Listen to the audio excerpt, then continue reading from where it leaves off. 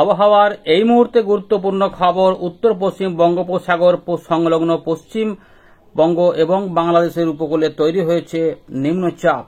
ঘূর্ণাবর্ত থেকে নিম্নচাপ তৈরি হয়ে গেছে। আস্তে আস্তে এটি দুদিনের মধ্যে পশ্চিমবঙ্গ এবং উড়িষ্যার উপকূল ধরে কিন্তু এটা উত্তর পশ্চিম দিক বরাবর এগিয়ে যাওয়ার কথা জানিয়ে দিয়েছে আবহাওয়া দপ্তর।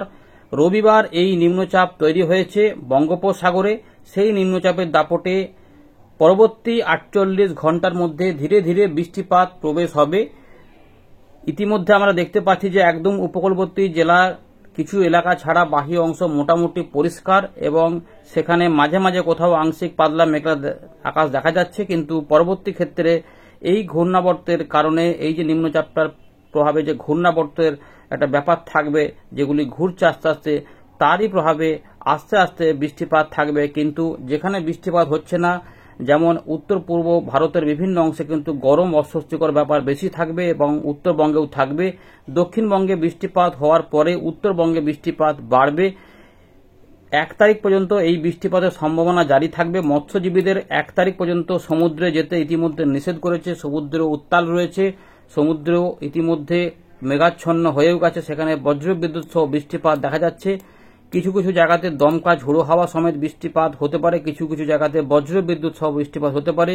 ইতিমধ্যেই বিক্ষিপ্ত বৃষ্টিপাত পুরুলিয়া বা আমাদের পশ্চিমের দিকের কিছু উপকূলবর্তী জেলা এবং ঝাড়খণ্ড উড়িষ্যাতে চালু রয়েছে। তবে বাংলাদেশ এবং উত্তর ভাগের জেলাগুলিতে বৃষ্টিপাত পরবর্তী ক্ষেত্রে আসতে পারে। আমরা প্রথমে দেখে নিই এই মুহূর্তে লেটেস্ট আবহাওয়ার আপডেটে আবহাওয়া দপ্তর কি জানিয়েছে, তারপর আমরা এখান থেকে শুরু করব। কোথায় কোথায় কেমন কি হতে পারে দেখতে থাকুন। ইতিমধ্যে আপনি কোনো বৃষ্টিপাত পেলে উল্লেখ করুন এবং নতুন হলে চ্যানেলটিকে সাবস্ক্রাইব করে রাখুন।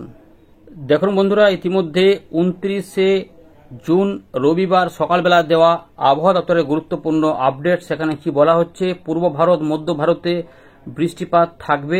এখানে বলা হচ্ছে যে গাঙ্গেয় পশ্চিমবঙ্গে 29 এবং 30 তারিখ পর্যন্ত ভারী এবং অতি ভারী বৃষ্টিপাতও দেখা মিলতে পারে কোথাও কোথাও, এবং ভারী বৃষ্টিপাতও দেখা যেতে পারে ঝাড়খণ্ড, ছত্তিশগড়, এর পাশাপাশি এখানে বিহার, উত্তরপ্রদেশ, উড়িষ্যা, এই সমস্ত এলাকাতে বিক্ষিপ্তভাবে ভারী বৃষ্টিপাতও দেখা যেতে পারে এবং অতি ভারী বৃষ্টিপাতও দেখা যেতে পারে। এগুলো কিন্তু এখানে বলা হচ্ছে। বৃষ্টিপাত থাকবে 1 তারিখ পর্যন্ত গাঙ্গেয় পশ্চিমবঙ্গে, এমনটা বলা হচ্ছে, এবং উত্তরবঙ্গ সিকিমের দিকে 2 জুন পর্যন্ত। 30 তারিখ থেকে 2 জুন উত্তরবঙ্গে বৃষ্টিপাত 30 তারিখ থেকে শুরু হবার কথা বলছে, অর্থাৎ সোমবার থেকে সম্ভাবনা জানাচ্ছে। তবে তার মানে রবিবার পর্যন্ত গরম অস্বস্তিকর পরিবেশ উত্তরবঙ্গে বজায় থাকবে। দক্ষিণবঙ্গে একটু বৃষ্টিপাত নিশ্চয়ই আসবে, কারণ পরিবেশ সেরকম রয়েছে, নিম্নচাপ যেহেতু তৈরি হয়ে গেছে। উত্তর পূর্ব ভারতে গরম অস্বস্তিকর পরিবেশ রয়েছে, তবে এখানেও পরিবর্তন হচ্ছে আস্তে আস্তে। 2 তারিখ, 3 তারিখ এবং 2 তারিখ থেকে 4 তারিখ বা 1 তারিখ 2 তারিখ এইগুলোতে কিন্তু বিভিন্ন জায়গাতে, যেমন আসাম মেঘালয়ে 2 তারিখ থেকে 4 তারিখ, নাগাল্যান্ডে 1 এবং 2, অরুণাচল প্রদেশে 2 এবং 3, এই সময়কালের মধ্যে বৃষ্টিপাত আসার সম্ভাবনা রয়েছে। তার আগে পর্যন্ত গরম অস্বস্তিকর পরিবেশটা কিন্তু থাকবে। হট অ্যান্ড ডিসকমফোর্ট ওয়েদার আসামের দিকে থাকবে 30শে জুন পর্যন্ত, এমনটা বলা হচ্ছে। এখানে আবহাওয়া দপ্তর জানিয়েছে। এবারে সিস্টেমগুলি আমরা একটু দেখে নেব কি কি সিস্টেম রয়েছে। দেখুন, ইতিমধ্যে সকালবেলার যে খবর সেখানে বলা হচ্ছে যে ঘূর্ণাবর্তটা ছিল দক্ষিণ পশ্চিম বাংলাদেশ এবং সংলগ্ন যে গাঙ্গেয় পশ্চিমবঙ্গে, সেটার প্রভাবে কি হচ্ছে না, একটা লো প্রেসার এরিয়া ফর্মড হয়ে গেছে, has formed over north West বে অফ বেঙ্গল, অর্থাৎ উত্তর পশ্চিম বঙ্গোপসাগরে একটি নিম্নচাপ ক্ষেত্র ইতিমধ্যে তৈরি হয়ে গেছে এবং সেটা সংলগ্ন পশ্চিমবঙ্গ এবং বাংলাদেশের উপকূলে সকাল 5:30টার দিকে রবিবার 29শে জুন। এবং এইটার যে ঘূর্ণাবর্ত সেটা সমুদ্রপৃষ্ঠ থেকে 7.6 কিলোমিটার উপরে রয়েছে এবং এইটা বলছে যে ধীরে ধীরে কিন্তু উত্তর পশ্চিম দিক বরাবর উত্তর উড়িষ্যা, গাঙ্গেয় পশ্চিমবঙ্গ এবং ঝাড়খণ্ডের দিকে ডিউরিং নেক্সট 2 ডেজের মধ্যে এগিয়ে যাবে, অর্থাৎ আগামী 2 দিনের মধ্যে সেটা আস্তে আস্তে কিন্তু এগিয়ে যাওয়ার সম্ভাবনা কিন্তু রয়েছে, এখানে পরিষ্কার বলা হচ্ছে। এবারে আসামের দিকে একটা ঘূর্ণাবর্ত তৈরি হয়েছে, যেটা ছিল সেটা কিন্তু ইতিমধ্যে শক্তি ক্ষয় করেছে বলা হচ্ছে। এর প্রভাবে দক্ষিণ পশ্চিম মৌসুমী বায়ু আর এইটুকু প্রবেশ করতে বাকি আছে ভারতে, সেটা 28শে জুন পর্যন্ত এটুকু ছিল। এবার 29 থেকে 30-এর মধ্যে হয়তো প্রবেশ করে যেতে পারে, এমনটা কিন্তু রয়েছে। এবার এখন যে সম্ভাবনা দেখুন, উত্তর পূর্ব ভারতের আসাম মেঘালয়ে কিন্তু গরম অস্বস্তিকর পরিবেশ থাকবে। উত্তরবঙ্গে কোনো সতর্কতা নেই, কিন্তু বিহার, উড়িষ্যা, উত্তরপ্রদেশ, ঝাড়খণ্ড, গাঙ্গেয় পশ্চিমবঙ্গ এবং উড়িষ্যা এই পুরো এলাকাতে এখানে কিন্তু বজ্রবিদ্যুৎ সহ বৃষ্টিপাত এবং ভারী থেকে অতি ভারী বৃষ্টিপাতের সম্ভাবনা কিন্তু রয়েছে। বিক্ষিপ্ত ভারী বৃষ্টিপাত উত্তর পূর্ব ভারতে একটু হতে পারে, বাংলাদেশে সামান্য কিছু সম্ভাবনা অবশ্যই থাকবে। এর পাশাপাশি যেটা হবে 30 তারিখও অরেঞ্জ অ্যালার্ট থাকবে।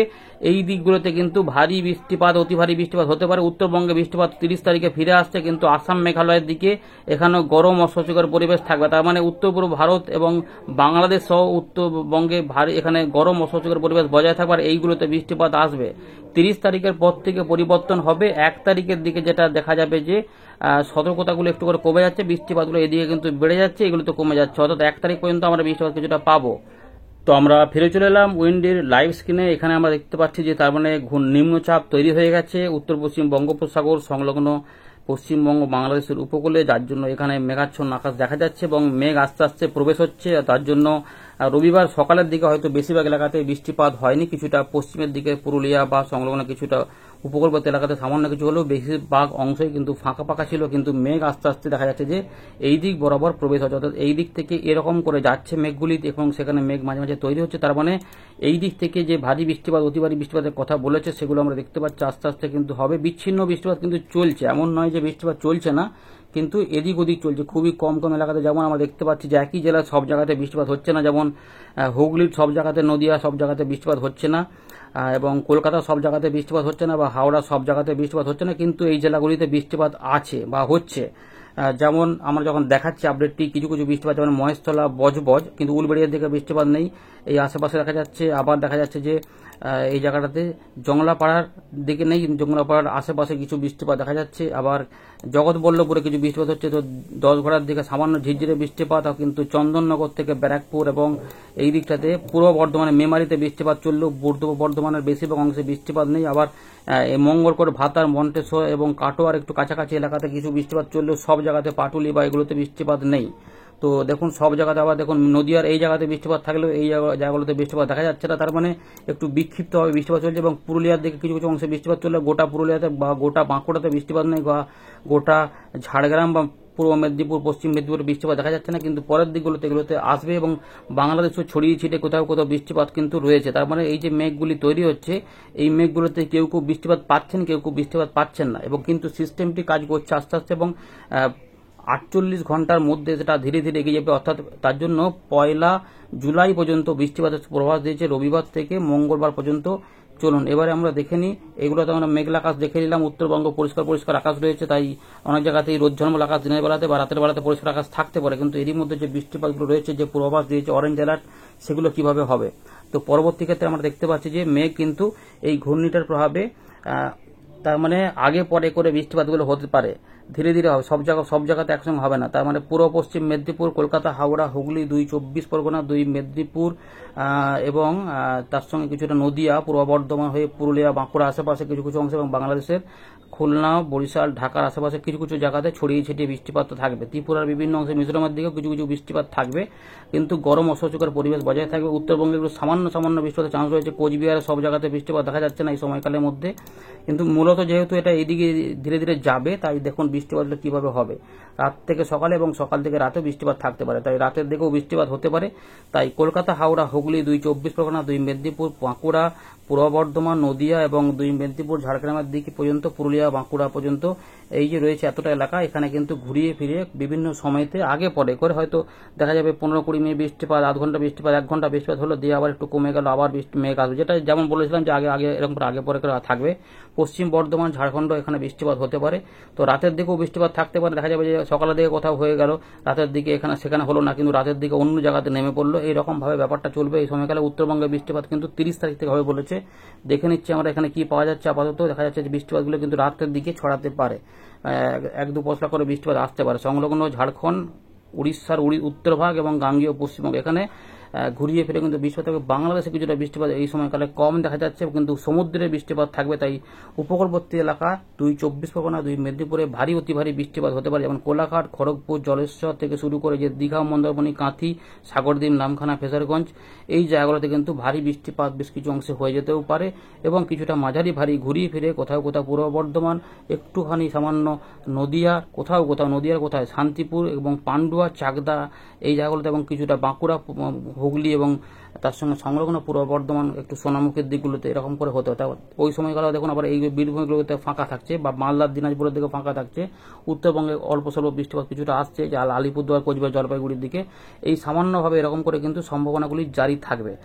30 তারিখও বৃষ্টিপাত থাকবে, কিন্তু দেখুন 30 তারিখও সবসময় বৃষ্টিপাত হয়। সকালবেলার পরে আবার কিছুক্ষণ খালিও থাকতে পারে, পরের দিকে আবার দুপুর বা বিকেলের আশেপাশে আবার মেঘ তৈরি হতে পারে এবং কিছু ওয়াইড স্প্রেড রেনফল হবে, এবং এটি এই সময় আস্তে আস্তে এই দিকে এগিয়ে যাবে। ফলে ছত্তিশগড়, ঝাড়খণ্ড এবং উড়িষ্যাতেও বৃষ্টিপাত হবে, ভারী বৃষ্টিপাত, এবং মূলত আমরা যেটা দেখতে পাচ্ছি যে বেশিরভাগ ক্ষেত্রেই হালকা মাঝারি বৃষ্টিপাত হতে পারে, তার সঙ্গে কিছু কিছু অংশে বিক্ষিপ্ত ভারী বৃষ্টিপাত হতে পারে। আবহাওয়া দপ্তর মোটামুটি 13টি জেলাতে ভারী বৃষ্টিপাতের কথা বলেছিল এবং 5 থেকে 6টি জেলাতে হয়তো অতি ভারী বৃষ্টিপাত বলেছিল এই দুটো দিনের মধ্যে। সেগুলো হয়তো কোথাও কোথাও হয়েও যেতে পারে, কিন্তু বেশিরভাগ অংশেই হালকা মাঝারি বৃষ্টিপাতের সম্ভাবনাই বেশি এখানে কিন্তু লক্ষ্য করা যাচ্ছে। কিন্তু বাংলাদেশের 30 তারিখের দিকে বৃষ্টিপাতটা হতে পারে। ঢাকা, খুলনা, বরিশাল, চট্টগ্রাম, আমাদের ত্রিপুরা, মিজোরামের দিকে বৃষ্টিপাতটা বাড়তে পারে। তাই 30 তারিখ পর্যন্ত বৃষ্টিপাত দেখা যাচ্ছে। এরপরে 30 তারিখ রাত থেকে উত্তরবঙ্গে বৃষ্টিপাতটা বাড়বে এবং বিহারের দিক, উত্তরপ্রদেশের দিকে বৃষ্টিপাতগুলো বাড়তে থাকবে। এইগুলোতে একটু কমের দিকে যাচ্ছে। এই সময়কালে আসাম, মেঘালয়ের পাহাড়ি অঞ্চল, উত্তর পূর্ব আসামে জোরহাট, হোজাই, ডিমাপুর, ডিব্রুগড় এবং আমাদের আলিপুরদুয়ার, কোচবিহার, জলপাইগুড়ি বিভিন্ন অংশে ঘুরিয়ে ফিরিয়ে বৃষ্টিপাত মাঝারি থেকে ভারী হতে পারে। এগুলো ভারী বৃষ্টিপাতের পূর্বাভাস দেওয়াও রয়েছে আবহাওয়া দপ্তরের তরফ থেকে। 30 তারিখের দিকে সেটা হতে পারে।